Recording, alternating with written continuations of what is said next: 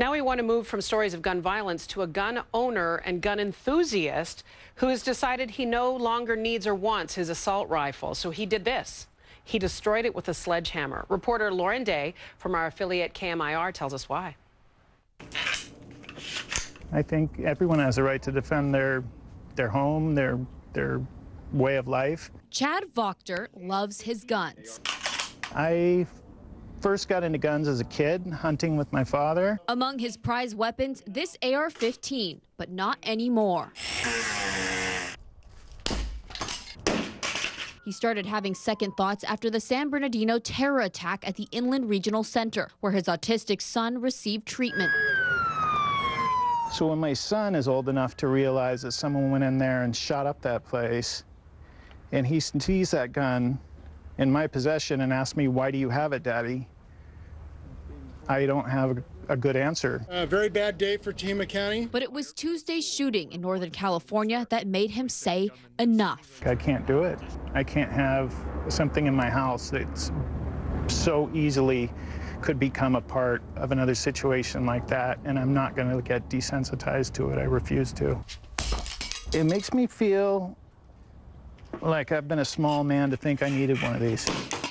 Blow by blow, he destroyed the AR-15. The other night, when I read the thing about the school in Northern California, I cried, and I haven't felt good since. And although I'm still sad for all those victims and all the people affected, I feel like I've done the only thing I could do in this equation. Even if it's just a small thing, I did my part to make things better. Our thanks to Lauren Day from our affiliate KMIR. Joining me now is that man himself, Chad Wachter. And Chad, I had to meet you, brother. This is a really powerful moment. It's a powerful thing we saw you do, and I needed to honor that and say hello and look you in the eye. Thank you very much. Thanks for having me.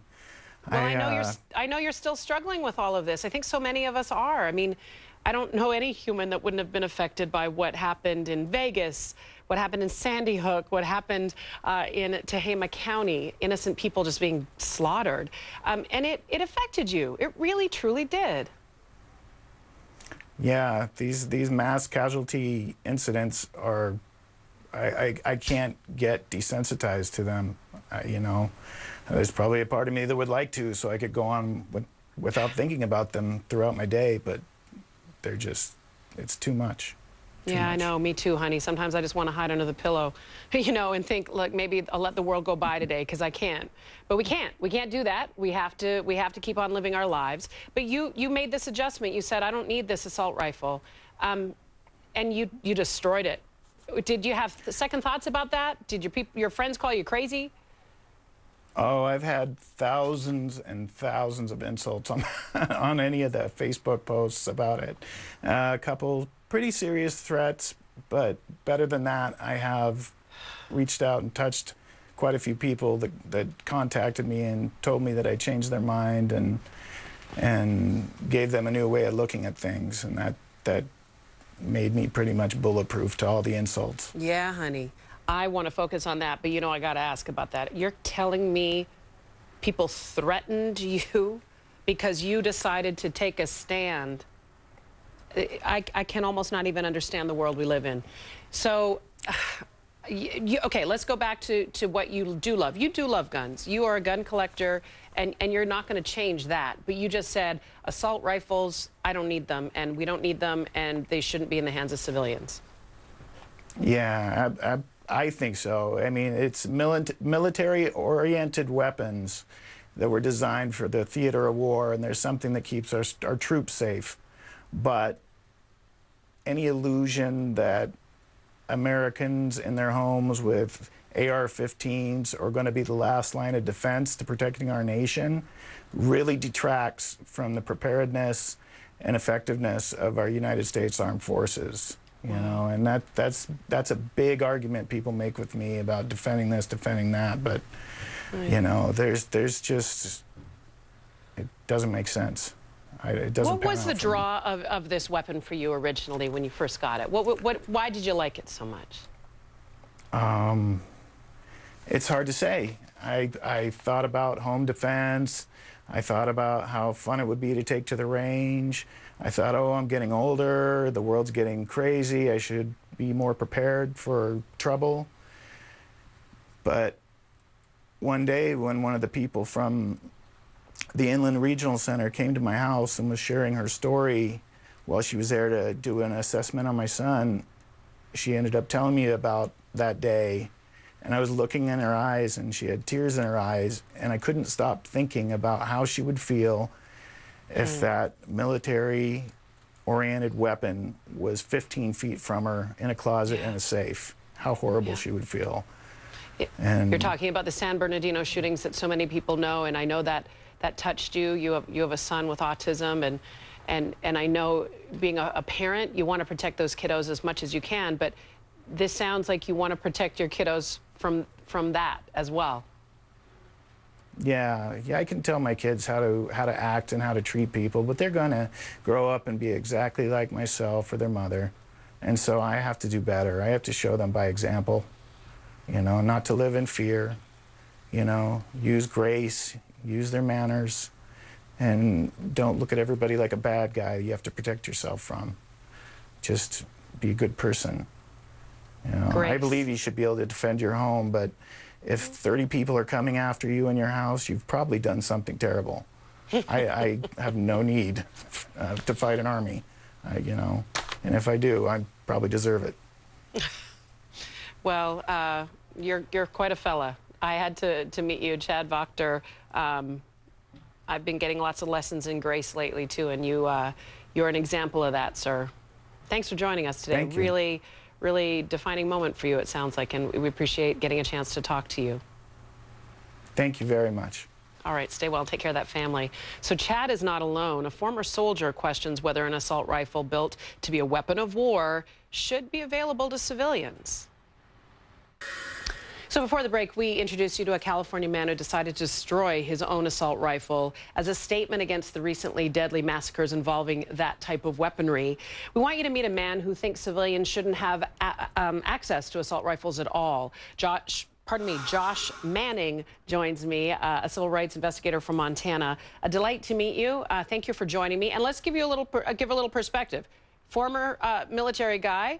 You live in Montana, you like to hunt, but you don't believe that these types of assault weapons, like the AR-15, have any place in civilian life.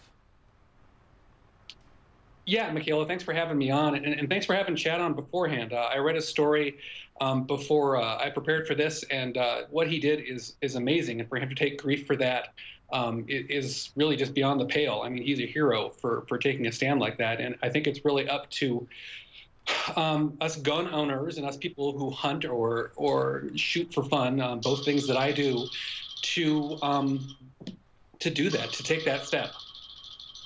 Someone's calling you to tell you you're on TV right now. Don't worry about the phone. It's all good. One of the arguments people made, and I know you have heard this argument before, that, and Chad even referenced it, in case we're invaded, in case an invading army comes in, we should be able to protect ourselves. How do you, when you encounter that argument from somebody you may be debating with about gun rights and gun control, what do you say to them?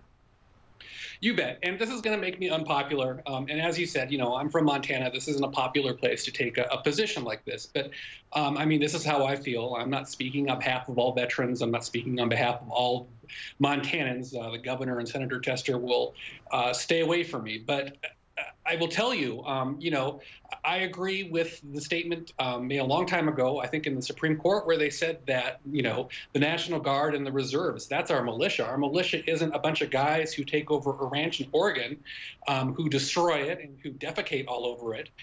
Those aren't the guys who are going to protect us from an invading army. It's people who have military training, who are part of that militia that belongs to the state of Montana, or to the state of North Dakota, or the state of New York. That's the militia. The militia isn't a bunch of guys who get to buy AR-15s at their local pawn shop and just shoot things up for fun. I just don't think that's what the founders intended.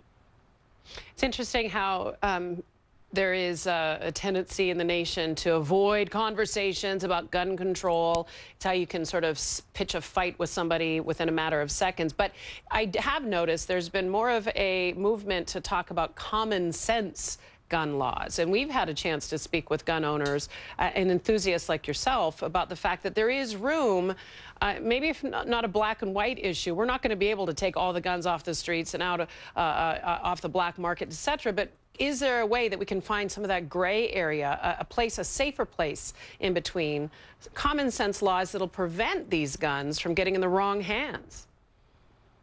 Yeah, no, I totally agree. And I think it's something for everybody. So it's not just talking about mental health and background checks, which is a huge part of the discussion, but it's also talking about what's really at the root of all these mass shootings that we're having. And the answer is the military-style rifles, the same ones that I use and trained on to assault objectives. We didn't use flintlock rifles. We didn't use shotguns or any other number of things. We use these weapons that fire 30 rounds very quickly for a specific purpose. They're meant to overwhelm and destroy whatever enemy force. And if we're making our citizens our enemy force, there's something wrong with this country.